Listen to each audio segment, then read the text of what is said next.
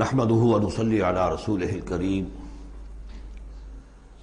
اما بعد فقد قال الله تبارك وتعالى كما ورد في سورة الحديد اعوذ بالله من الشيطان الرجيم بسم الله الرحمن الرحيم سابقوا الى مغفرة من ربكم وجنة عرضها كعرض السماء والارض اعدت للذين آمنوا بالله ورسله ذلك فضل الله يؤتيه من يشاء والله ذو الفضل العظيم صدق اللہ العظیم۔ جن مسلمانوں کے دلوں پر کچھ زنگ آ گیا تھا یا جن کے جوش جہاد میں، ذوق شہادت میں، جذبہ انفاق میں کمی آ گئی تھی، ان کی کچھ تنبیہ، زجر،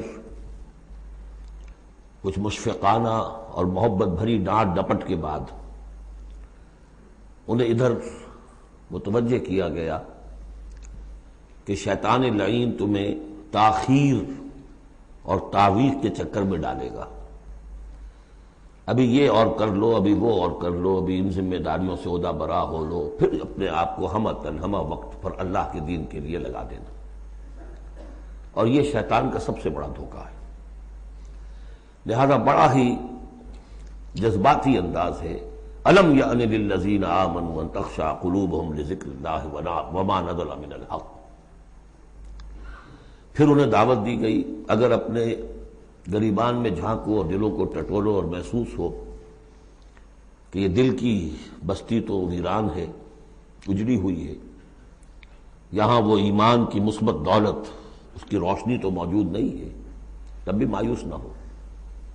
اعلموا ان اللہ یحیی الارض بعد موتہا، اللہ مردہ زمین کو دوبارہ زندہ کر دیتا ہے، تمہارے نکاحوں کا مشاہدہ ہے۔ لہذا تم بھی کوشش کرو تو اپنی دلوں کی اس مردہ زمین میں اثر نو ایمان کی فصل اگا سکتے ہو اور وہ پوری طرح بہار دے گی۔ لیکن جیسے تم ہل چلاتے ہو، تمہیں اپنے دل کی اس زمین میں ایک ہل چلانا ہوگا، مال کی محبت کو کھود کھود کر نکالنا ہوگا۔ اس کے لیے صدقہ غریبوں، محتاجوں پر بھی، اور اللہ کے دین کے لیے قرض حسنہ۔ اب اس میں جو سب سے بڑی رکاوٹ ہے حیات دنیاوی، اس کی حقیقت کھول دی۔ اعلموا انما الحیات الدنیا لعب ولہو وزینۃ وتفاخر بینکم وتکاثر فی الاموال والاولاد۔ عام طور پر جب قرآن مجید میں یہ دنیا کی زندگی کو لہو و لعب کہا جاتا ہے تو لہو پہلے ہوتا ہے، لعب بعد میں۔ محاورہ ہے لہو و لعب۔ یہاں ترتیب بدلی ہوئی ہے، اس لیے کہ یہاں عمر کے ساتھ بڑھتے ہوئے مختلف سٹیجز کی بات ہے۔ ابتدائی زندگی میں کھیل ہی کھیل ہے، اس میں کوئی لذت، جنسی لذت یا کوئی اور لذت نہیں ہوتی، کھیل ہے، بس شغل ہے، مشغولیت ہے، مصروفیت ہے۔ پھر اس میں آتا ہے وہ خطرناک دور ایڈولسنس کا، ٹین ایجرز۔ اب معاملہ جو ہے بگڑنا شروع ہوتا ہے، لعب کے ساتھ لہو بھی، اور پھر اسی مرحلے پر زینت اور زیبائش۔ پھر انسان اپنی پوری جوانی کو پہنچتا ہے، یہ 30 برس کی عمر کے آس پاس انسان پھر تفاخر، دوسروں سے اپنے آپ کو اوپر کرنا، نمایاں کرنا۔ اس کے بعد ذرا عمر ڈھلنے لگتی ہے تو آدمی بڑا ہی حقیقت پسند ہو جاتا ہے، واقعیت پسند، ریئلسٹک۔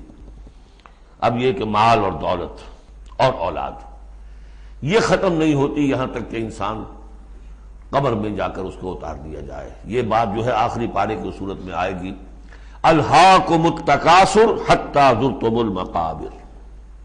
یہ جو آخری سٹیج ہے تکاثر فی الاموال والاولاد، یہ پھر پیچھا نہیں چھوڑتی۔ چاہے کسی کے پاس اتنی دولت ہو کہ 5 نسلیں 6 نسلیں پیٹ بھر کر کھا سکتی ہیں، پھر بھی ہوس حل من مزید، حل من مزید، مزید کے لیے۔ چاہے پاؤں جو ہے ظاہری طور پر بھی نظر آ رہا ہے کہ قبر کے اندر لٹکا کے بیٹھا ہوا ہے بڈھا یہ، لیکن مال کی ہوس، دولت کی ہوس یہ کبھی ختم نہیں ہوتی۔ الہاکم التکاثر حتی زرتم المقابر۔ اب یہ سارے حقائق واضح کرنے کے بعد اب پکارا جا رہا ہے، سابقوا الی مغفرۃ من ربکم، مسابقت کرو ایک دوسرے سے، آگے نکلو، بھاگو، دوڑو، جیسے تم دنیا میں مسابقت کر رہے ہو، اس کے ہاں یہ آ گیا، میرے ہاں کیوں نہ ہو۔ اس کے یہاں اتنا بڑا ٹی وی آ گیا، میرے یہاں کیوں نہ ہو؟ میرے بچے کیا کریں گے؟ جائیں گے وہاں دیکھیں گے، ان میں تو انفیورٹی کمپلیکس پیدا ہو جائے گا، فلاں ہو جائے گا، یہ ہو جائے گا۔ تو تم مسابقت کر رہے ہو دنیا میں، یہ جستجو ہے کہ خوب سے ہے خوب تر کہاں ہے، جستجو کہ خوب سے ہے خوب تر کہاں۔ تو یہ مسابقت تمہیں دنیا میں نہیں، دین میں کرو، جنت کے حصول کے لیے کرو۔ سابقوا الی مغفرۃ من ربکم، ایک دوسرے سے آگے نکلو، مسابقت کرو، دوڑ لگاؤ۔ کس چیز کی طرف؟ اپنے رب کی مغفرت کے حصول کے لیے اور اس جنت کے حصول کے لیے۔ ارضھا کعرض السماء والارض، جس کا پھیلاؤ ہوگا جو آسمان اور زمین کا ہے۔ بعض جگہ پر سماوات بھی آیا ہے۔ میرا گمان یہ ہے واللہ عالم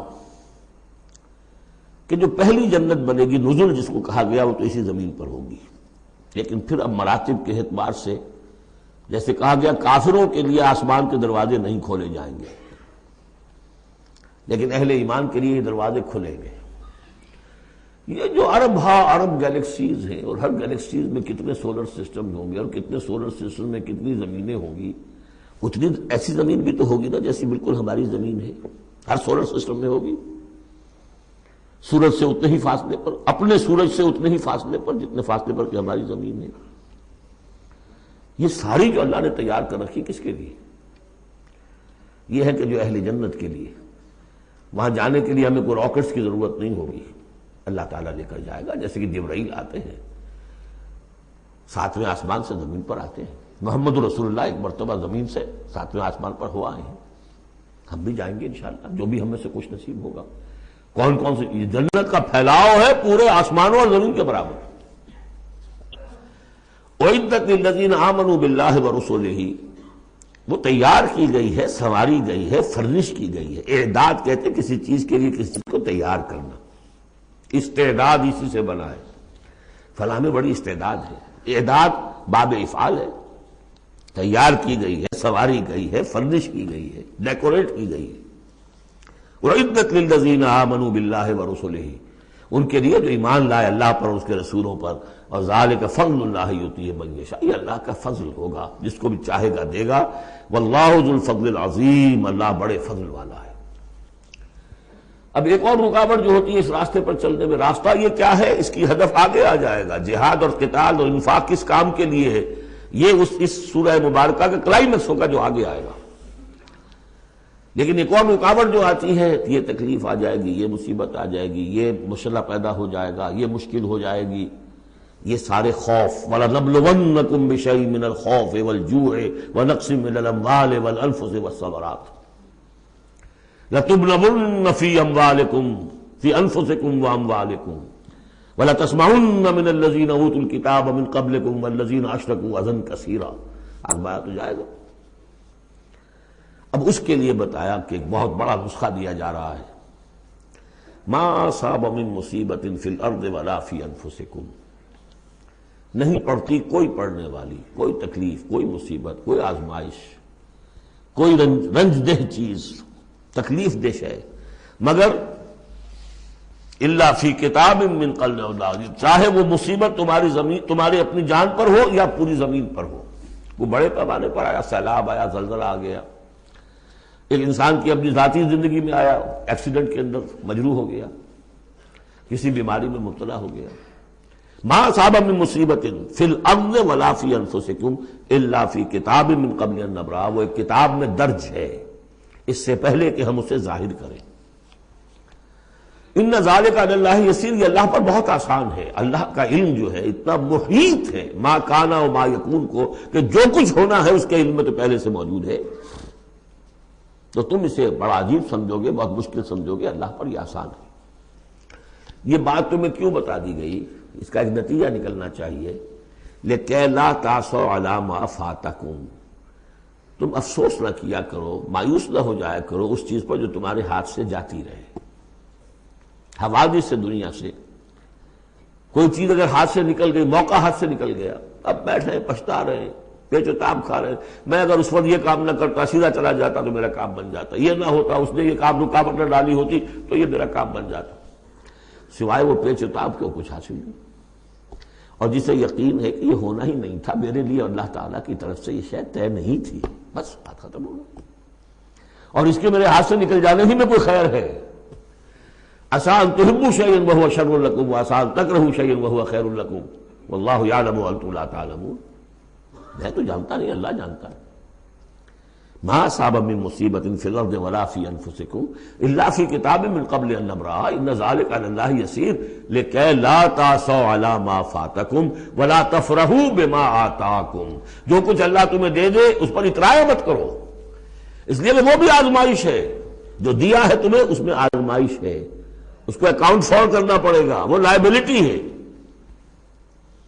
آپ کو معلوم ہے بیلنس شیٹ جب بنتی ہے تو جو کیپٹل ہوتا ہے وہ لائبلٹیز کے کھاتے میں آتا ہے. اتنا مال تھا تمہارے پاس، اب بتاؤ نا کیا کیا تم نے اس میں. تو اللہ جو کچھ دیتا ہے وہ لائبلٹی ہے، اس کو اکاؤنٹ فار کرنا ہوگا قیامت کے دن. تمہیں اتنا مال دیا تھا میں نے، تم نے کیا کیا؟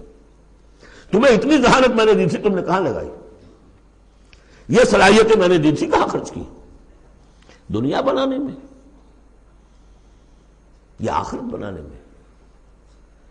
باطل کے نظام کی چاکری کرنے میں؟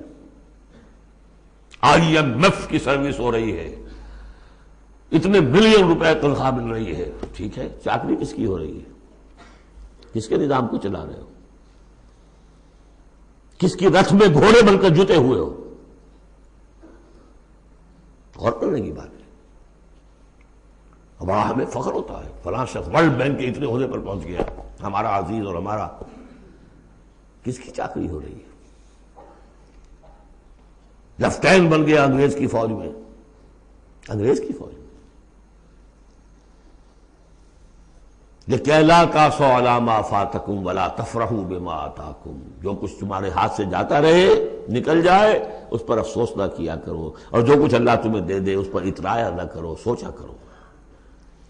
بلکہ امام احمد ابن حنبل رحمۃ اللہ علیہ کا معاملہ تو یہ ہوا تھا کہ جب وہ خلق قرآن کا مسئلہ چل رہا تھا تو جس زمانے میں کہ ان پر عتاب ہو رہا تھا حکومت کی طرف سے، جیل میں تھے، مارا جاتا تھا کہ کہو کہ قرآن مخلوق ہے، اور وہ کہنے کو تیار نہیں تھے. کہتے ہیں ایسی ایسی ماریں پڑی ہیں کہ ہاتھی کو بھی وہ مار پڑے تو وہ بلبلا اٹھے. کبھی آنکھوں میں آنسو نہیں آئے. اس کے بعد حکومت بدل گئی. اب جو نیا خلیفہ ہے اس کی رائے کچھ اور ہے. وہ اب خلق قرآن کا مسئلہ دفن ہو چکا. اب جو خلیفہ ہے اس کا ایلچی آیا ہے اشرفیوں کی کچھ تھیلیاں لے کر کے، یہ بادشاہ نے، خلیفہ نے آپ کے لیے بھیجی ہے. اب رو پڑے امام احمد بن حنبل، اے اللہ میں اس آزمائش کے قابل نہیں ہوں. یہ آزمائش بڑی سخت ہے. خطاب دے دے کر انگریزوں نے جو غداریاں کروائیں، پھر خطاب ملتے تھے نا، آنریری مجسٹریٹ بنتے تھے، لیکن کرتے کیا تھے؟ وہ اس قوم کے اندر انگریز کی اس حکومت کو چلانے اور اس کے پاؤں مضبوط کرنے اور جمانے کی جدوجہد. لِكَيْ لَا تَعْصَوْا عَلَىٰ مَا فَاتَكُمْ وَلَا تَفْرَحُوا بِمَا آتَاكُمْ وَاللَّهُ لَا يُحِبُّ كُلَّ مُخْتَالٍ فَخُورٍ. اللہ کو بالکل پسند نہیں ہے اترانے والے اور فخر کرنے والے. الَّذِينَ يَبْخَلُونَ. اور ظاہر بات ہے کہ جو مال کے اوپر اترائے گا وہ مال کو سنبھال کر رکھے گا، اسی کی بنیاد پر تو ہے اس کی اکڑ. الذین یبخلون ویامرون الناس بالبخل. جو خود بھی بخل سے کام لیتے ہیں اور لوگوں کو بھی بخل کا مشورہ دیتے ہیں کہ میاں ذرا ہاتھ روک کے رکھو، کیا کر رہے ہو؟ تم نے دونوں ہاتھ کھلے چھوڑ دیے ہیں.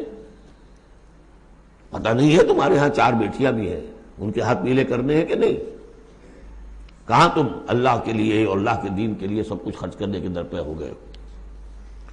وَمَن يَتَوَلَّ فَإِنَّ اللَّهَ هُوَ الْغَنِيُّ الْحَمِيدُ. اور جو کوئی رخ پھیر لے گا، منہ موڑ لے گا، تو اللہ تعالیٰ تو غنی ہے اور حمید ہے، اسے کسی کے احتیاج نہیں ہے، وہ ستودہ صفات ہے. اب آ گیا ہے کلائمیکس اس سورہ کا. یہ آج کے ہم مسلمانوں کے لیے قرآن مجید کی اہم ترین آیت ہے. دین کا کانسیپٹ ہمارا کیا ہے؟ حکومت انگریز کی ہوتی رہے، ہمیں کیا نمازیں پڑھنی، روزے رکھنے ہیں. بہت بڑے عالم نے انگریز کے دور میں کہا تھا ہمیں کوئی ایسا کام نہیں کرنا چاہیے جس سے انگریزوں کو، ہمارے حاکموں کو تشویش ہو، اس لیے کہ انہوں نے ہمیں مذہبی آزادی دی ہوئی ہے. ہمیں وہ روکتے ہی نہیں، نمازیں پڑھو، داڑیاں رکھو، روزے رکھو، حج کرو، انگریز روکتا نہیں. جس پر پھر علامہ اقبال نے پھپتی چست کی تھی کہ ملا کو جو ہے ہند میں سجدے کی اجازت، ناداں یہ سمجھتا ہے کہ اسلام ہے آزاد. اسلام کہاں آزاد ہے؟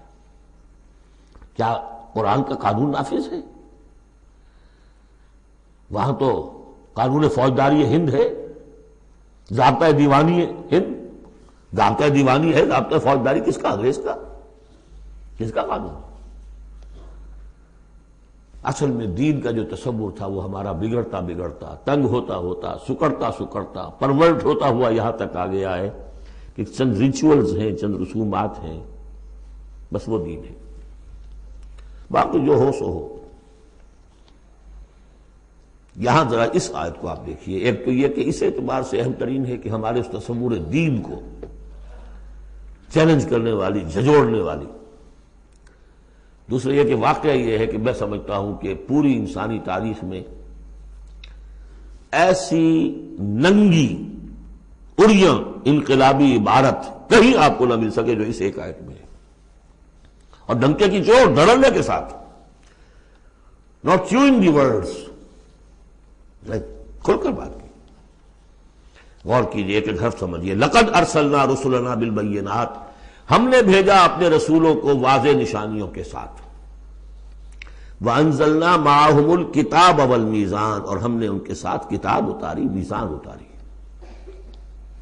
یہ سب کچھ کس لیے کیا؟ لیقوم الناس بالقسط، تاکہ لوگ عدل پر قائم ہوں. یہ قرآن اس لیے اتارا کہ اس کی قرآن خوانی کی مجلسیں ہو جائیں، یا قرات کی محفلیں ہو جائیں، یا خطاطی کی نمائشیں ہو جائیں. اللہ اللہ خیر سر. 40 من کا قرآن ہم نے لکھ لیا ہے سونے کے تاروں سے، بہت تیر مارا ہے. قرآن اس لیے نازل ہوا تھا، نظام کسی اور کا،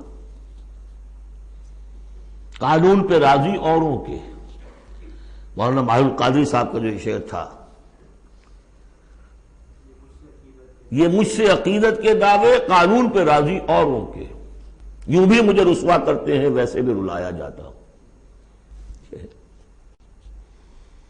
تو قرآن اس لیے تو نہیں ہے. قرآن تو آیا جو نظام لے کر آیا اسے قائم کرو، جو میزان لے کر آیا اسے نصب کرو، جو شریعت لے کر آیا اسے نافذ کرو. اگر یہ نہیں تو بابا پھر سب کہانیاں، عمرے کرتے رہو ہر سال، باقی سارا دھندا سودی کاروبار، دین دین جو ہے، بلڈنگیں بناؤ، ایش کرو، ہاں عمرہ کراؤ. گنگا نہا آیا جیسے ہندو پاک ہو گیا، ایسے عمرہ جو ہے کرائے پاک صاف ہو گیا. یہ ہے آپ کا دین، آج کا دین. غور کر لیجیے اس کو. نظام عدل و قسط. پھر ذرا نوٹ کیجیے. اب تو چونکہ ہم ترجمہ قرآن کرتے ہوئے کہاں تک، آخر تک پہنچ گئے. آل عمران میں فرمایا اللہ کیا ہے؟ قائما بالقسط. سورہ نساء میں فرمایا مسلمانوں تمہیں کس لیے ہم نے اٹھایا ہے؟ یا ایھا الذین آمنوا کونوا قوامین بالقسط شہداء للہ. عدل و انصاف کو قائم کرنے والے بن کر کھڑے ہو. سورہ مائدہ میں فرمایا یا ایھا الذین آمنوا کونوا قوامین للہ شہداء بالقسط. پھر سورہ شورى تو ابھی پڑھی ہم نے، زیادہ دور نہیں ہوئی. حضور سے کہا گیا کہ کہہ دو وَأُمِرْتُ لِأَعْدِلَ بَيْنَكُمْ، مجھے حکم ہوا ہے تمہارے مابین عدل قائم کروں. میں صرف واعظ کہنے نہیں آیا. اللہ الذی انزل الکتاب بالحق والمیزان، یہ بھی آیت سورہ شورى میں ہم پڑھ چکے ہیں. وہی کتاب اور میزان کا لفظ یہاں بھی آ گیا ہے. لقد ارسلنا رسلنا بالبینات وانزلنا معهم الکتاب والمیزان لیقوم الناس بالقسط. یہ عدل جو قرآن لے کر آیا یہ نظام عدل ہے، عدل و قسط ہے، اسے نافذ کرو. پھر وہ ہم پڑھ چکے سورہ مائدہ میں قل یا اہل الکتاب لستم علی شیء حتی تقیموا التوراۃ والانجیل وما انزل الیکم من ربکم. کہہ دیجئے نبی ان سے، اے کتاب والو تمہاری کوئی حیثیت نہیں ہے جب تک کہ تم قائم نہیں کرتے تورات کو اور انجیل کو اور جو کچھ تمہارے اوپر نازل کیا گیا تمہارے رب کی طرف سے. یاد ہوگا کہ میں نے کہا تھا یہاں لفظ قرآن رکھ کر دیکھیے. قل یا اہل القرآن لستم علی شیء حتی تقیموا القرآن وما انزل الیکم من ربکم. اے قرآن والو تمہاری کوئی حیثیت نہیں ہے. You have no face to talk to us. ہم سے دعائیں مانگ رہے ہو؟ ہم تمہاری دعائیں تمہارے منہ پر دے کر مارتے ہیں۔ تم نے وہ قرآن نافذ کیا یا اس کی تلاوت کی؟ تراویح میں سن لیا پورے رمضان میں ایک قرآن تو بڑا تیر مار دیا، کیا اس کا ایک حرف نہ سمجھاؤ؟ لقد ارسلنا رسلنا بالبینات وانزلنا معهم الکتاب والمیزان لیقوم الناس بالقسط، اور عدل کے راستے میں تو رکاوٹ ڈالیں گے وہ لوگ کہ جو ایکسپلائٹ کر رہے ہیں۔ جاگیردار کبھی چاہے گا کہ جاگیریں ختم ہو جائیں، وہ تو ٹیکس دینے کو تیار نہیں، آپ کہتے ہیں جاگیرداری ختم ہو جائے۔ ہاں کوئی ہو سکتا ہے ایسا بھی جاگیردار شریف النفس، کوئی سرمایہ دار ایسا ہو سکتا ہے شریف النفس، لیکن شاذ ہوگا وہ، کوئی ہوگا، اکثر و بیشتر تو نہیں ہوں گے۔ ابو بکر بھی ایمان لے آئے تھے، اونچے طبقے سے تھے، عثمان بھی ایمان لے آئے تھے، اونچے طبقے سے تھے، اکثر و بیشتر تو نہیں۔ اکثر و بیشتر تو ریزنٹ کریں گے، ریزسٹ کریں گے، سٹیٹس کو چاہیں گے، وہ چاہیں گے نظام کے اندر کوئی تبدیلی نہ آئے۔ ہمارے اس کے ساتھ مفادات وابستہ ہیں، ہمارے انٹرسٹ ہیں، ویسٹڈ انٹرسٹ، ہمیں ان سے پریولیجز ملی ہوئی ہے اس نظام سے، نظام بدلے گا تو ہم گئے۔ ایسے لوگوں کی سرکوبی کے لیے ہم نے لوہا بھی اتارا ہے۔ وَأَنزَلْنَا الْحَدِيدَ فِيهِ بَأْسٌ شَدِيدٌ، ہم نے لوہا بھی اتارا ہے۔ یہی ایک ہی آیت چل رہی ہے، دوسری آیت نہیں ہے یہ۔ اس لیے میں نے کہا تھا کہ اڑیاں ترین یہ عبارت ہے کہ انقلاب کے لیے کچھ سر کچلنے پڑتے ہیں، ورنہ نہیں انقلاب آتا، اور اس میں کوئی ریگریٹس نہیں ہے، اس میں کوئی معذرت نہیں ہے۔ جب یہ لوگ کہتے ہیں کہ وار فار پیس،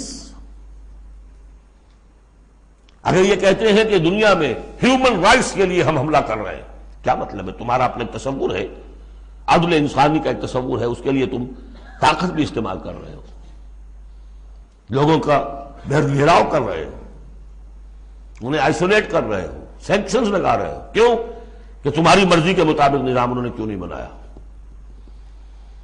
تو اہل ایمان کو اللہ نے ایک نظام دیا ہے، وہ اللہ کا دیا ہوا نظام ہے، عدل و قسط پر مبنی ہے۔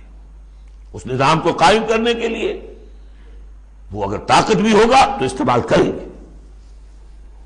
ہاں طاقت نہیں ہے تو ٹھیک ہے، پڑے ہوئے ہیں، اس میں یہ کہ طاقت فراہم کرو، دعوت دو، لوگ جمع ہوں، اس کے لیے تن من دھن لگانے کا عہد کریں، ان کی تربیت ہو۔ محمد رسول اللہ کیا کر رہے تھے مکے میں 12 برس تک؟ وہ آپ نے طاقت تیار کی ہے، وہ طاقت جو ہے پھر کوڑا بن گیا جب تو کوڑا دے کر مارا ہے باطل کے اوپر۔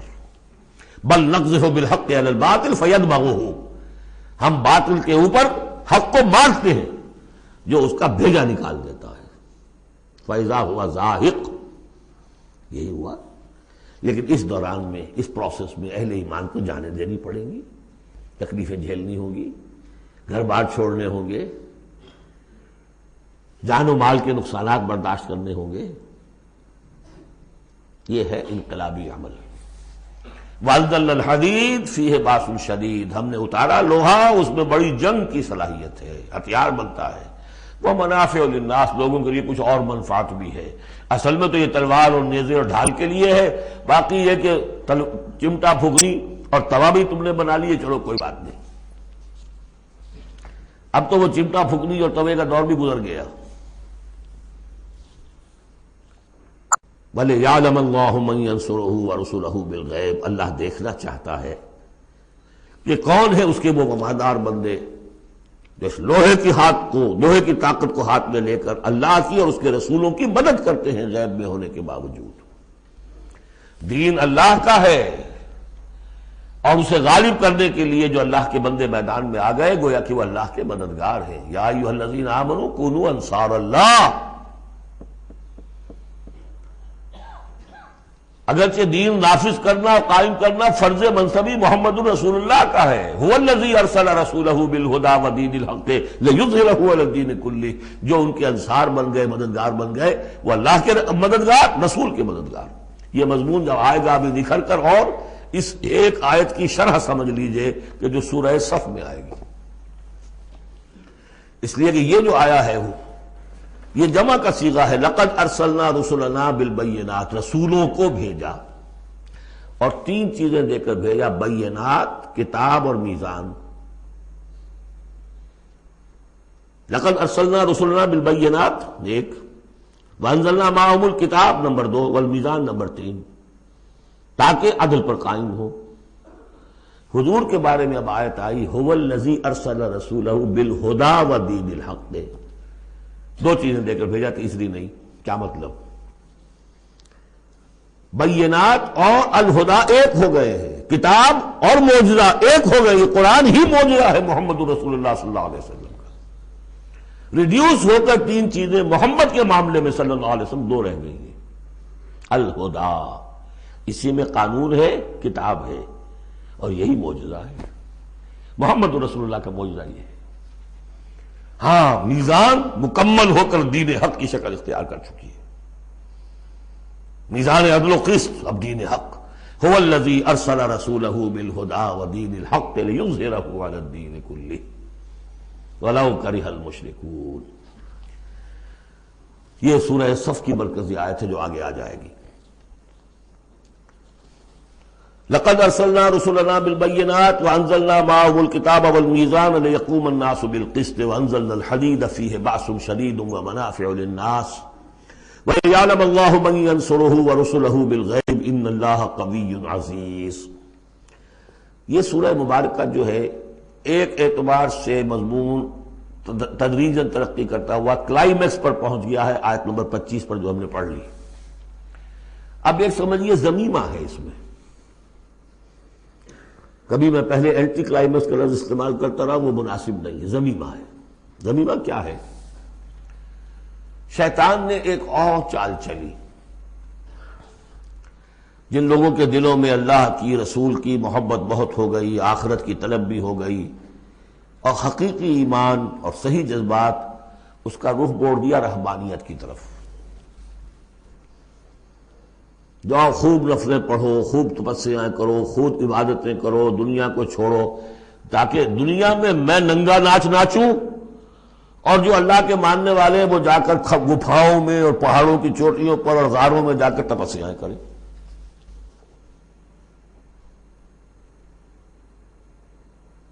اس کی نفی ہو رہی ہے۔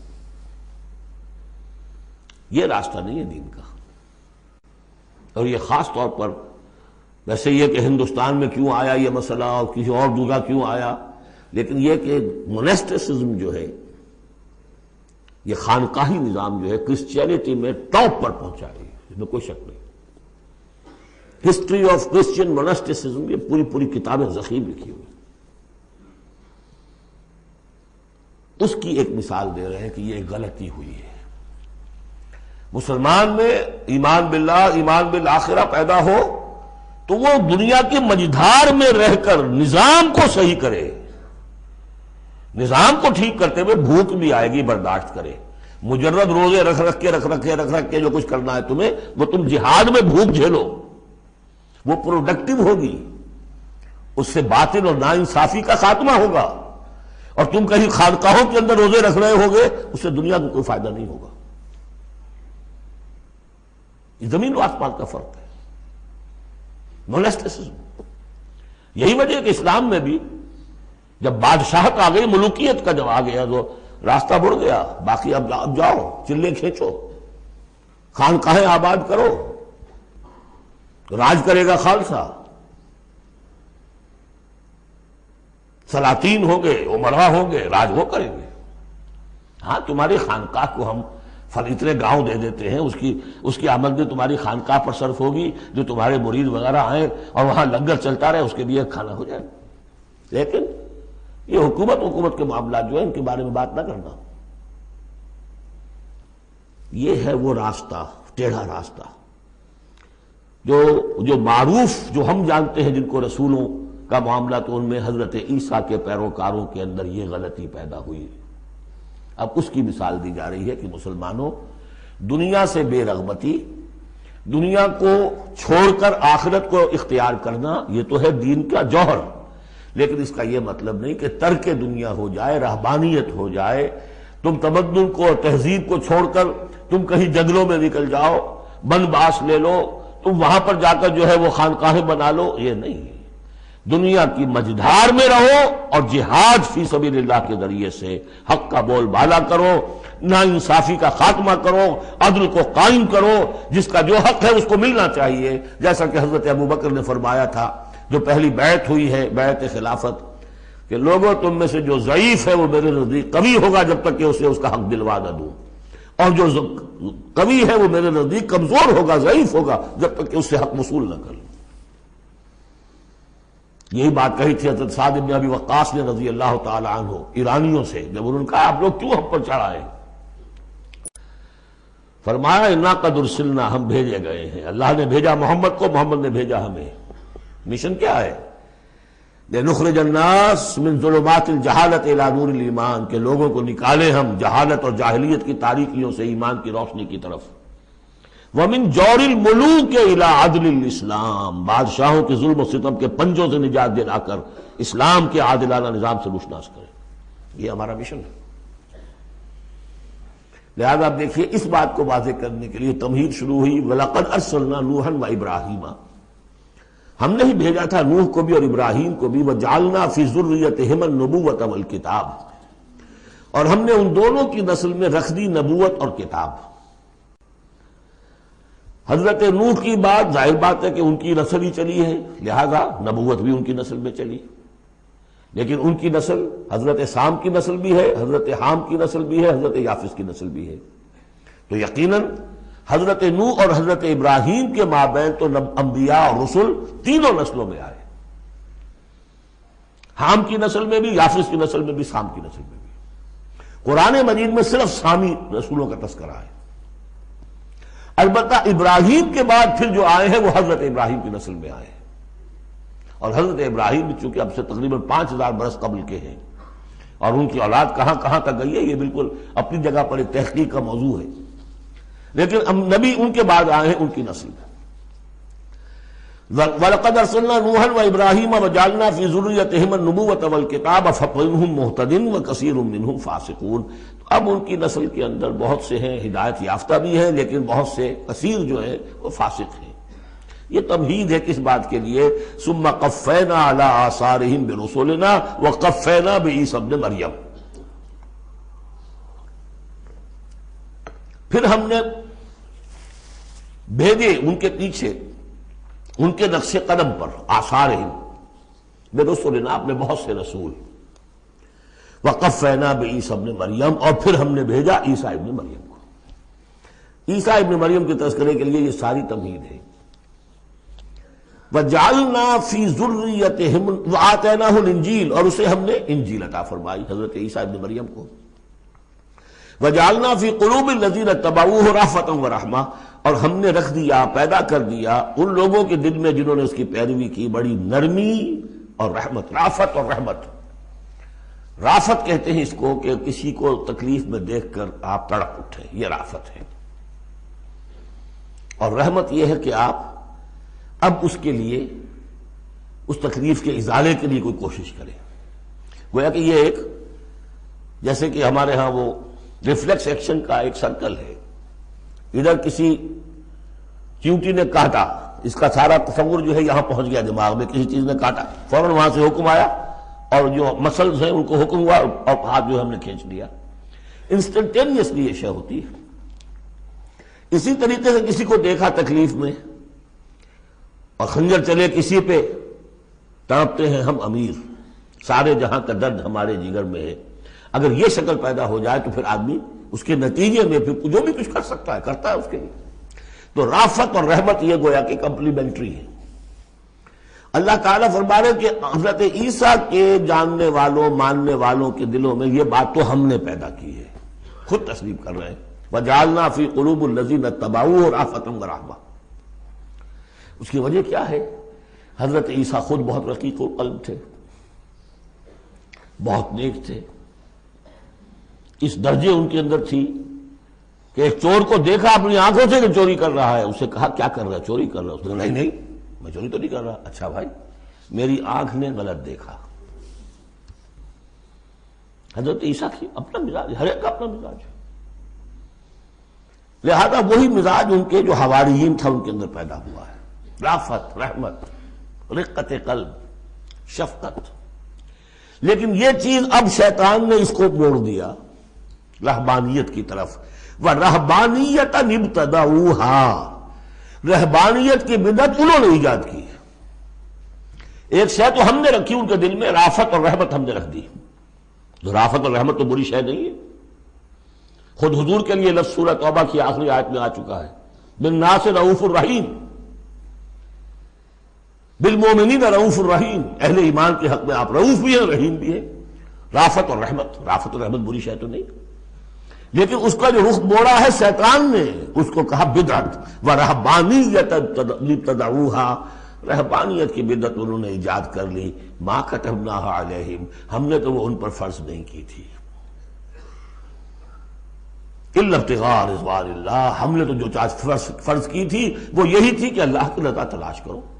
اللہ کی رضا تلاش کرنے میں ایک راستہ یہ ہے، نفس کشی، سیلف انہیلیشن، تپسیاں، ریاضتیں، رہبانیت، ترک دنیا، تجرد کی زندگی، شادی بیاہ نہیں کرنی، لیکن یہ غلط راستہ تھا۔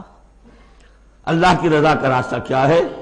وَابْتَغُوا إِلَيْهِ السَّبِيلَ وَجَاهِدُوا فِي سَبِيلِ اللَّهِ بِأَمْوَالِكُمْ وَأَنفُسِكُمْ، یہ راستہ ہے جو اللہ چاہتا ہے، باطل کو بلیا بیٹ کرنے کے لیے، حق کو غالب کرنے کے لیے، ظلم کے خاتمے کے لیے، عدل و قسط کو قائم کرنے کے لیے۔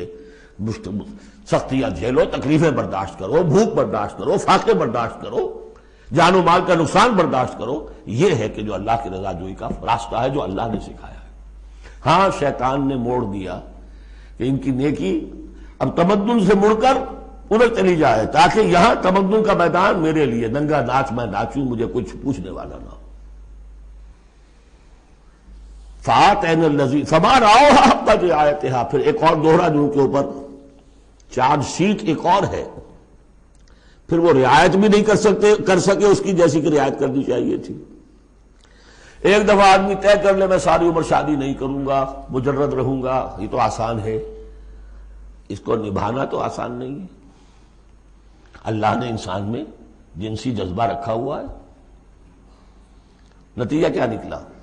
وہ تو جو کتابیں میں نے بتایا ہے کہ یہ موٹی موٹی ضخیم کتابیں جو ہے ہسٹری آف کرسچین موناسٹسزم پر، ان میں پڑھ لیجیے اب کیا ہوتا تھا۔ کہنے کو راہب ہے اور راہبائیں ہیں، اور زنا ہو رہا ہے، حرامی بچوں کی پیدائش ہو رہی ہے، اور ان کے تہخانوں کے اندر قبریں بن رہی ہیں۔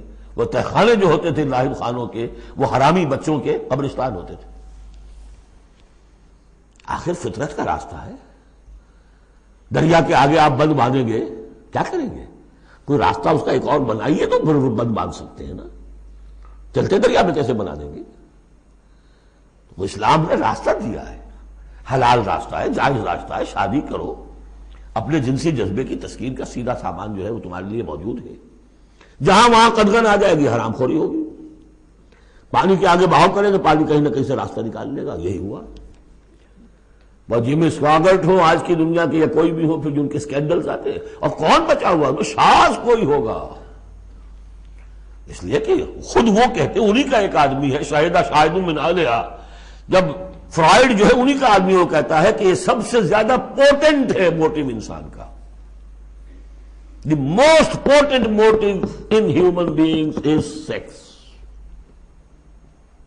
حالانکہ غلط ہے یہ، مغربی حکماء کے میں سے کسی کی نظر کہیں جم گئی، کسی کا کہیں جم گئی۔ مارکس کو پیٹ نظر آیا، معاشی جذبہ جو ہے انسان کا، اس کو سیکس نظر آیا، ایڈلر کو دی ارج ٹو ڈومینیٹ، تفوق، حب تفوق۔ یہ ساری چیزیں اپنی جگہ پر پارشل ٹروتھس ہیں، سب ٹھیک ہے، لیکن بہرحال جو اتنا بڑا جذبہ ہے اس کے آگے آپ ایک غیر فطری اگر بند باندھیں گے تو اس کا نقصان کیا ہوگا؟ فما رعوها حق رعایتها، تو پھر وہ رعایت بھی نہ کر سکے، اس کی حفاظت نہ کر سکے، اس کا حق ادا نہ کر سکے، اس کو نبھا نہ سکے جیسا کہ نبھانے کا حق تھا۔ فآتینا الذین آمنوا منہم اجرہم، تو ان میں سے جو لوگ ایمان لے آئے، یعنی یہ کہ جو بھی مسلمان ہو گئے، یہ بھی مانی ہے، یا اپنے اپنے زمانے میں حضور صلی اللہ علیہ وسلم سے کی بعثت سے پہلے جو لوگ بھی تھے صاحب ایمان ان میں، ان کے لیے ان کا اجر ہے۔ وَكَثِيرٌ مِّنْهُمْ فَاسِقُونَ، لیکن ان کی بھی اب اکثریت جو ہے فاسقوں پر مشتمل ہے۔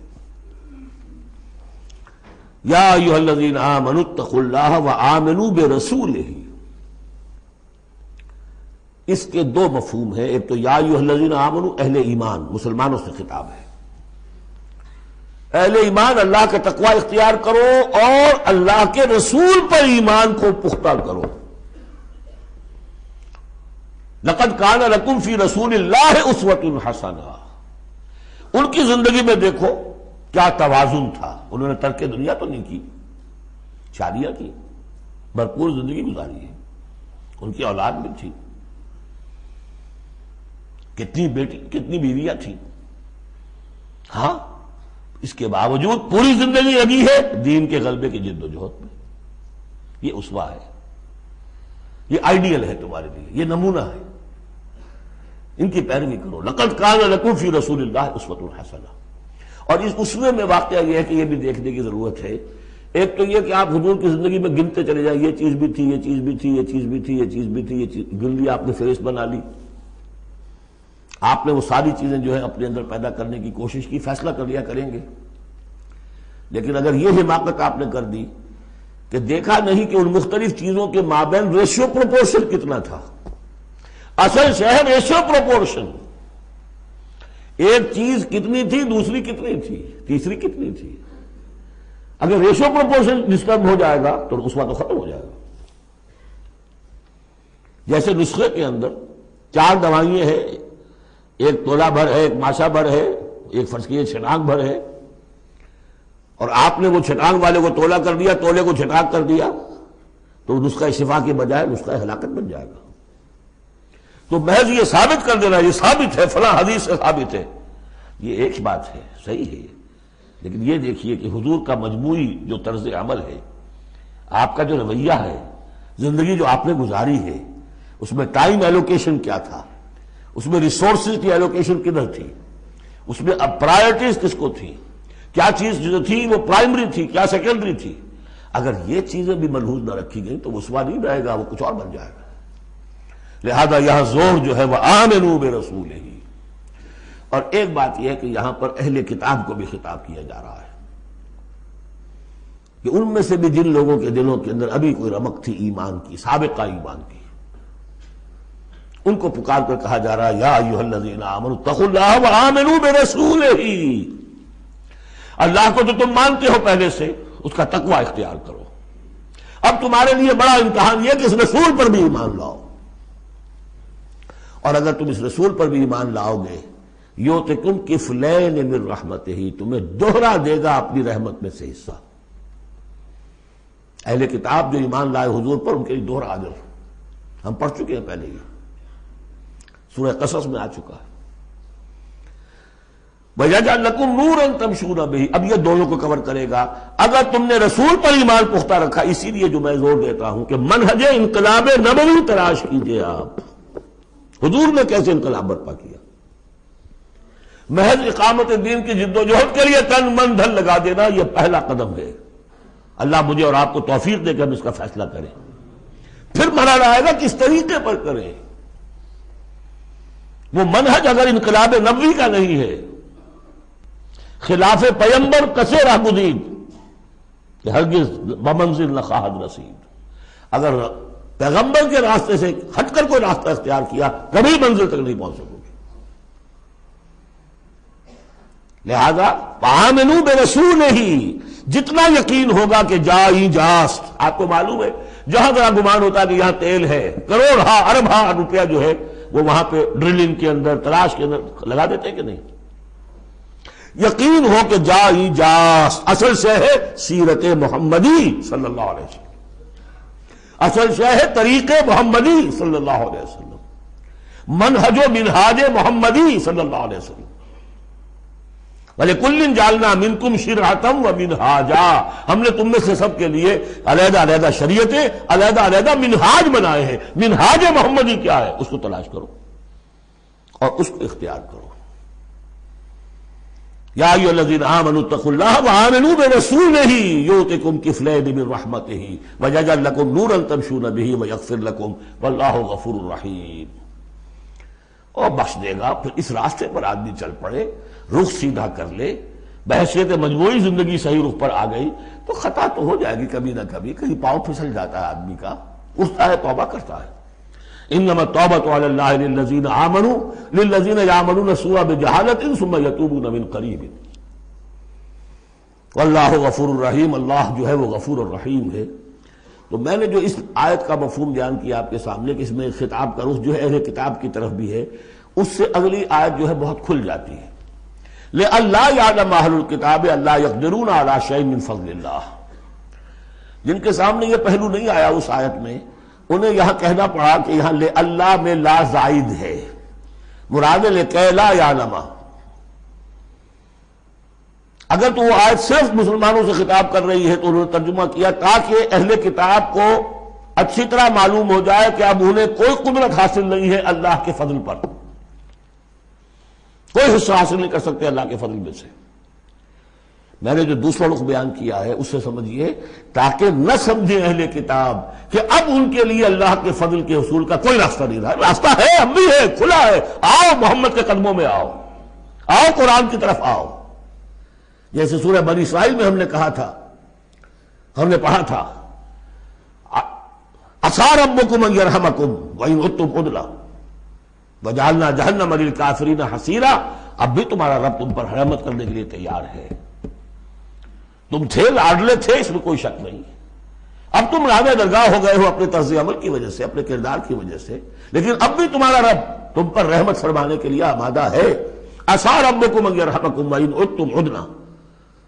اور اگلی آیت کیا ہے؟ ان ھذا القرآن یہدی للتی ہی اقوم، رحمت خداوندی کا شاہ درا اب یہ قرآن ہے، یہاں سے داخل ہو۔ یہاں بھی وہی فرمایا جا رہا ہے اب بھی فضل کا راستہ کھلا ہے تمہارے لیے، اللہ کا فضل جو ہے ابھی کھلا ہے، آؤ لئلا یعلم اہل الکتاب، تاکہ نہ یہ سمجھیں اہل کتاب اللہ یقدرون علی شیء من فضل اللہ کہ اب تو فضل اللہ کے فضل میں سے ان کے لیے کچھ بھی حاصل کرنا ممکن نہیں۔ وَأَنَّ الْفَضْلَ بِيَدِ اللَّهِ يُؤْتِيهِ مَن يَشَاءُ، فضل اللہ کے ہاتھ میں ہے، وہ جس کو چاہتا ہے دیتا ہے۔ وَاللَّهُ ذُو الْفَضْلِ الْعَظِيمِ، اور اللہ بہت بڑے فضل والا ہے۔ سورۃ المجادلہ،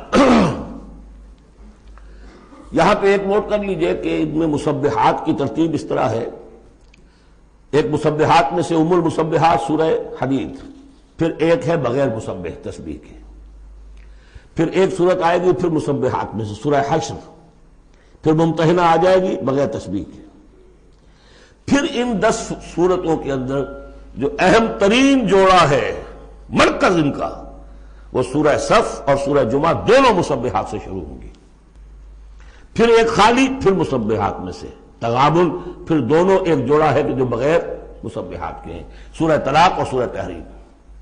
مرکز کیا ہے ان کا 10 میں سے؟ 4 ادھر 4 ادھر، درمیان میں سورہ صف، سورہ جمعہ۔ یہ سورہ مبارکہ جو ہے، اب اس کا اصل مضمون کیا ہے وہ پہلے سمجھ لیجئے، پھر ہم شروع کرتے ہیں۔ اس میں شروع میں تو ایک ضمنی طور پر سمجھیے، معاشرتی معاملات میں سے، آئلی قوانین میں سے ایک خاص بات ہے جس کے لیے یہاں 5 آیتیں غالباً آئی ہیں، 5 ہیں یا 4 ہیں، 4 آیتیں۔ اس کے بعد جو سورہ حدید کا مرکزی مضمون تھا، اللہ کا دیا ہوا نظام عدل و قسط قائم کرنا،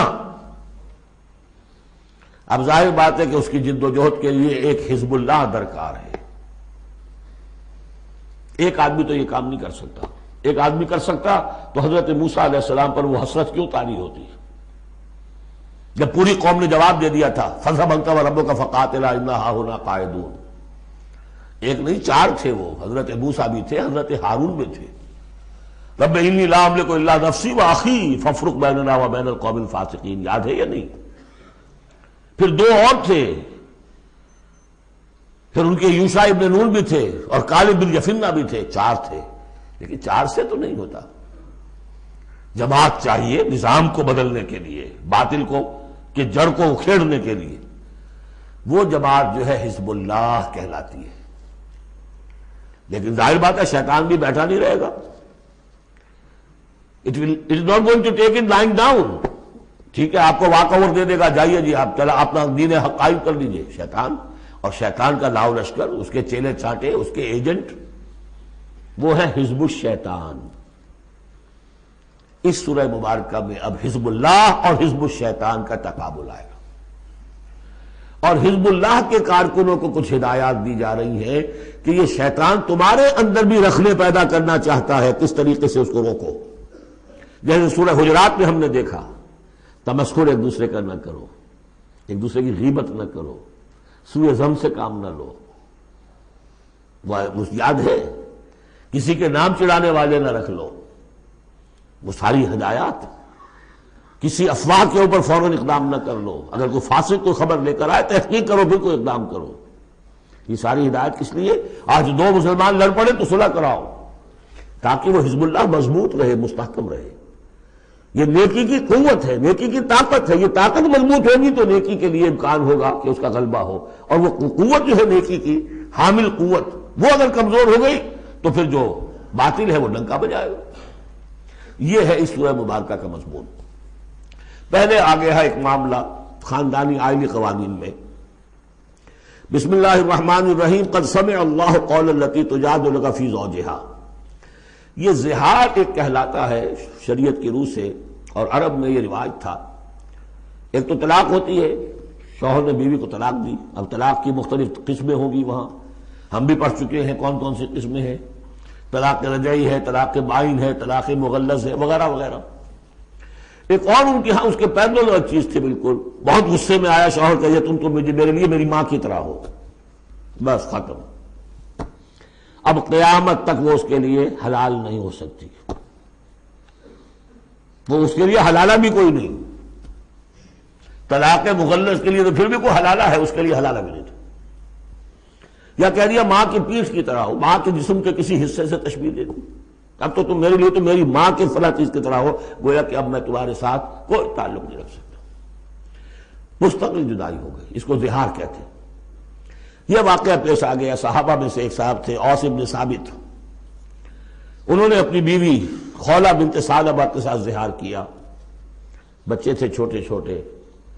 وہ آئی روتی پیٹتی حضور کے پاس کہ حضور یہ کر دیا اوس نے، میں کیا کروں گی، اب یہ میرے چھوٹے چھوٹے بچے ہیں، یہ رل جائیں گے۔ حضور نے کہا میرے پاس تو کوئی ابھی قرآن میں کوئی حکم نہیں آیا ہے، میں کیا بتاؤں تمہیں، جب تک کہ قرآن کی طرف سے وحی نہ آئے میں کچھ نہیں بتا سکتا۔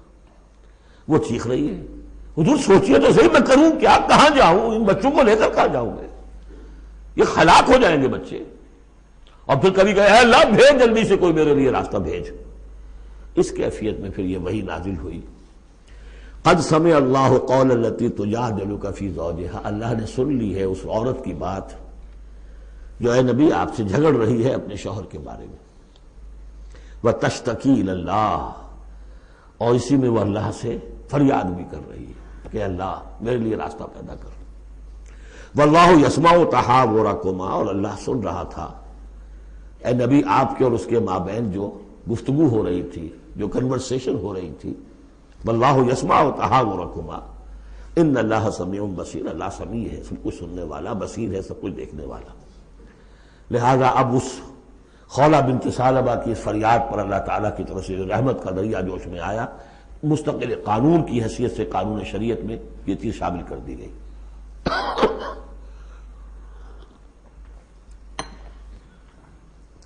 الذین یظاہرون منکم من نسائہم، اے مسلمانوں تم میں سے جو لوگ اپنی بیویوں کو اپنی ماں کہہ بیٹھے، ماں ہن امہاتہم، وہ ان کی مائیں تو نہیں بن جاتی کہہ دینے سے، جیسے کسی کو بیٹا کہنے سے بیٹا تو نہیں بن جائے گا، وہ منہ بولے بیٹے کی کوئی حیثیت نہیں، اسی طرح یہ ماں کہہ دینا اسے کوئی معنی نہیں۔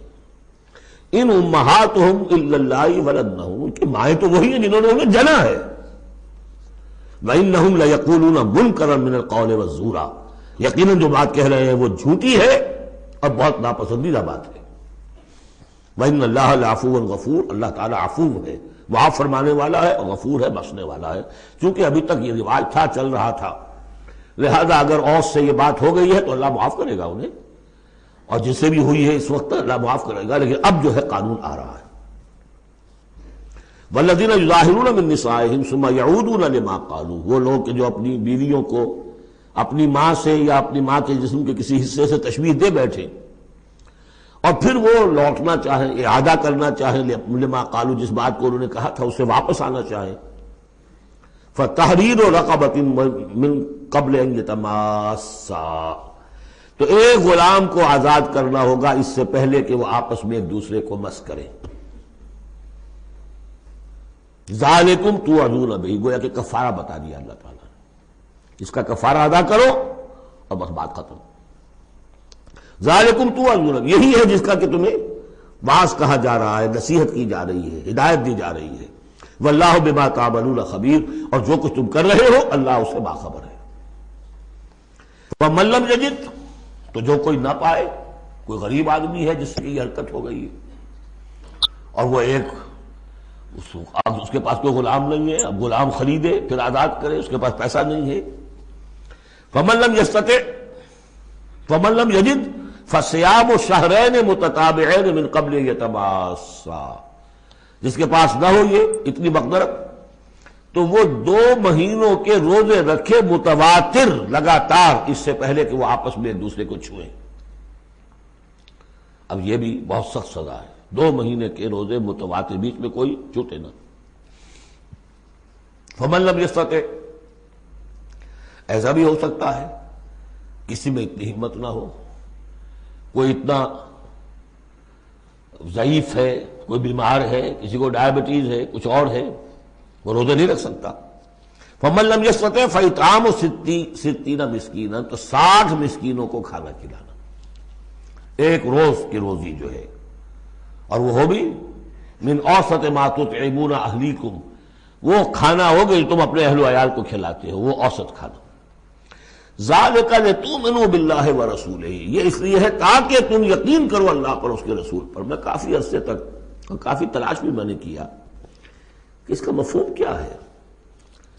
یہ تمہیں دیا جا رہا تاکہ تم ایمان رکھو اللہ پر، اس کے رسول پر، کیا مطلب ہوا؟